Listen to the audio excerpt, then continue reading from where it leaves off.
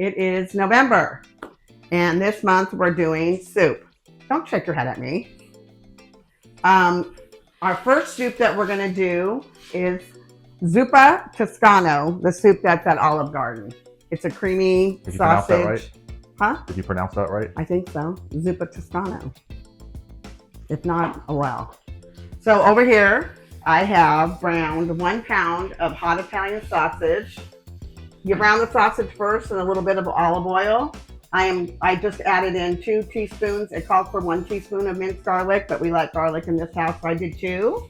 And then 1 medium onion chopped. I'm gonna add in now 4 russet potatoes.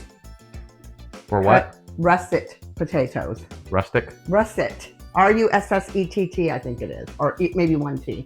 I'm gonna add this in, and it says 4 cups of chicken broth, and I need to cover the potatoes, so I'm gonna have to add more because I added more potatoes than it called for.